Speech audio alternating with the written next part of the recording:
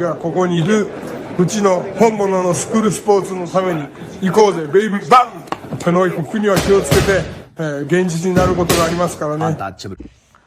Alright, so we're going to go ahead and continue the long-standing tradition of covering Japanese boxing on True School Sports. True School Sports, the #1, the Ichiban source for Japanese boxing in America. And yeah, welcome back, guys. Good to see you again.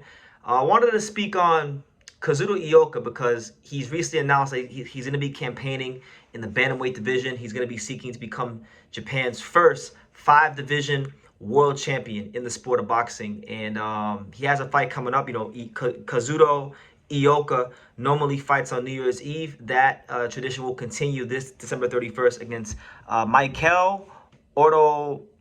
I can't even say the guy's name, but the guy he's fighting, you know, his opponent, right? But anyway, if he's able to get through his next fight against, I don't want to disrespect his opponent, but Michael Ordos Gotti, that's his name.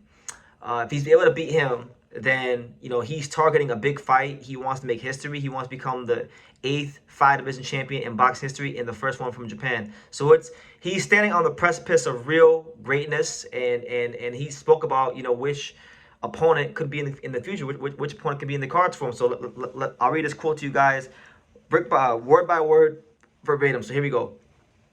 Ioka said the following about his bantamweight features, stating the following, and I quote, "Honestly, if I had to choose who I want to fight, it would be Takuma Inoue. He's probably the most highly rated considering the excitement of his last fight against Tenshin Nasukawa. I think fans would most want to see Takuma. I'd like to fight anyone, but if I had to choose out of those three, I'd say Takuma Inoue," end quote. Now, listen, Takuma Inoue has finally, I think, he's never going to completely break out of his brother's shadow because his brother is arguably the best fighter in the world.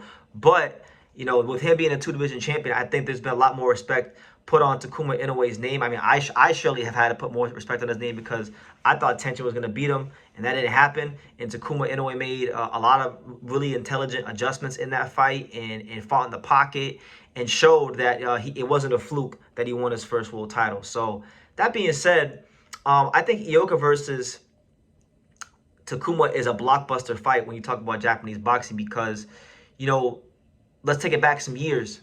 Actually, let's take it back for the duration of Kazuto Ioka's entire boxing career. He's always been kind of doing his own thing. You know, he's never really been aligned with Mr. Honda or, you know, under that umbrella that controls the lion's share of Japanese boxing. So he never had the opportunity to fight the, Naoya Inoue. You know, that was a fight that people had mentioned here and there a couple years ago. But now he is. He is with, aligned with Mr. Honda now, and his next fight is going to be on the Lamino streaming platform. For those of you in America that don't know what Lamino is like the Zone or like the streaming service that they have in Japan. It's very, very popular, right? So I think now that he's politically aligned with, you know, the people that help make the decisions in Takuma Inoue's career, the fight can happen. And I think the fight's a blockbuster fight because, like I said, Takuma Inoue versus Tenshin Nasukawa was a blockbuster fight in itself in Japan. You know, I saw such a great buzz from the Japanese boxing community on social media and even on my videos, and the fact that Takuma Inoue won, it's done a bit. But yeah, like I was saying, the fact that Takuma Inoue actually did beat Tenshin, it's done a lot for his profile and his notoriety in the sport of boxing. Because Tenshin Nasukawa is a mega star in Japan beyond just boxing. You know, he's a mega star just in the sports world in general in Japan. He before he even became a boxer, he was signed out the Tokyo Dome. So the fact that Takuma beat him, it's done a lot for him. So I like the fight from a like commercial standpoint. I like it a lot from a stylistic standpoint. You know, when you talk about both these guys, I think this is a fight where the styles mirror each other a bit more. You know, Takuma Inoue is a fighter that likes to operate out of the mid-range, but, you know, he's shown in a couple fights now that he can make adjustments. Then, they both kind of have more so of the traditional Japanese style. But I would say Kazuto Ioka is a bit more of a counter-puncher. So I think in that fight, you might see Takuma Inoue get on the front foot a little more that fight. But either way, it's a really good fight. And on top of that, Takuma Inoue has been campaigning as a bantamweight for the duration of his career, so he's more of the natural bantamweight. As to Ioka's coming up to bantamweight, so that might also allow for Takuma Inoue to be stronger and get on the front foot and exploit some of the holes that Ioka does have in his style. But yeah, honestly, there's so many great fights at bantamweight, or as we call it in the boxing community, Japanamweight, because it feels like everybody in this weight class who's at the top is damn near Japanese. It's a weight class dominated and littered with Japanese fighters.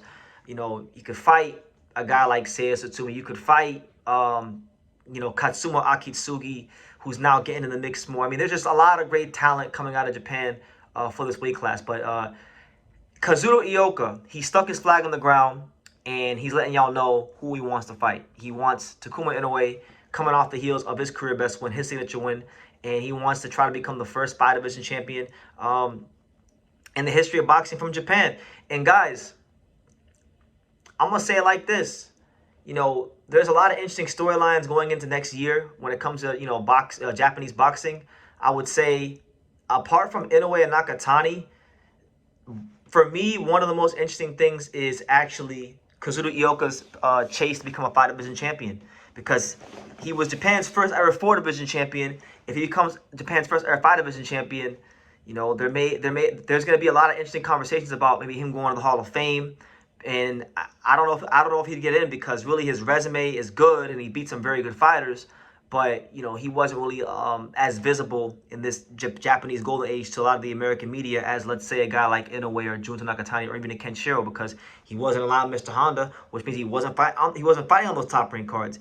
He wasn't getting that exposure here in the States. That might hurt him, but I think if he wins, it'll be very interesting, because I don't care what nobody says. 5 divisions is 5 divisions, but we'll see how it goes. But yeah, that's the news, guys.